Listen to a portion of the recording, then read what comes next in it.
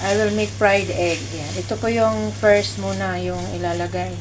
Yung ano sa fried rice with egg and vegetables. Yan.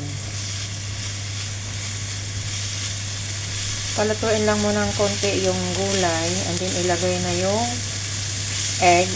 Kahit dalawa lang na egg, pwede na.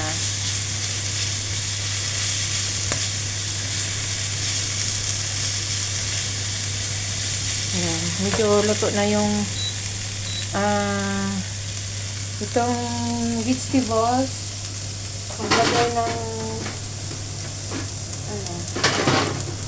maglagay ng 2 eggs. Ayan, 2 eggs. Ayan. Simple lang na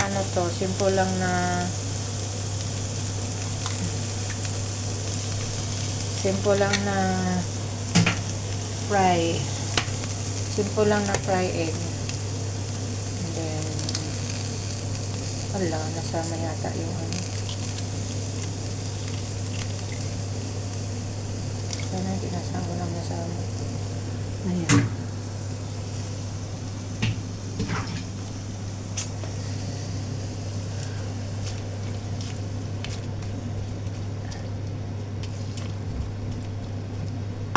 Then, lagyan ng konting salt.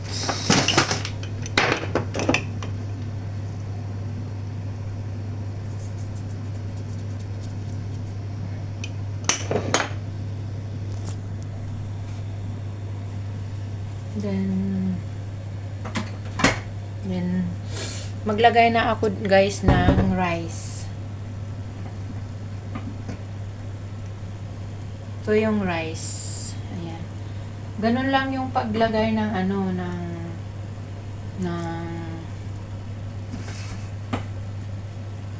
ng fried rice.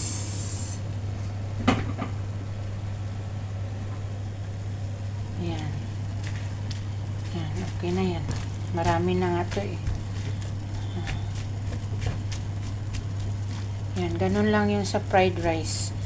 Wag masadong luto yung yung half cook lang yung egg.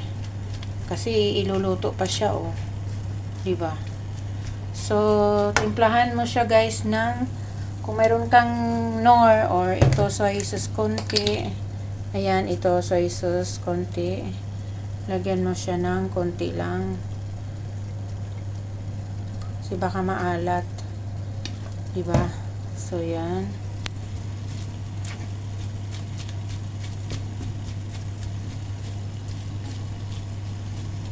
Yan, okay na siya. Anuhan mo lang ng 1 minute to 2 minutes. Pwede na siyang kainin. Yan, ganun lang. Ganun lang kasimple yung luto ng fry egg.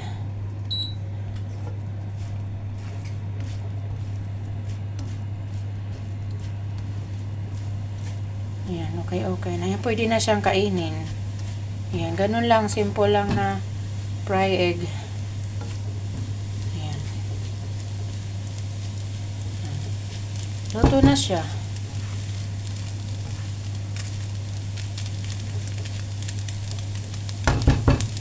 Ayan. Pwede na siyang kainin. Ayan.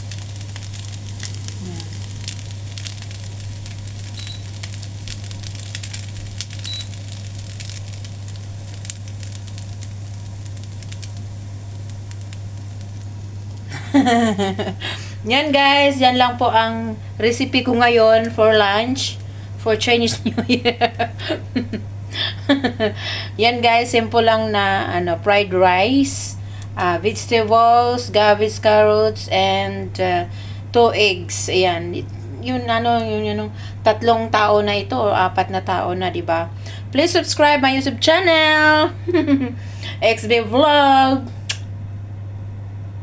Ayan. Kain na.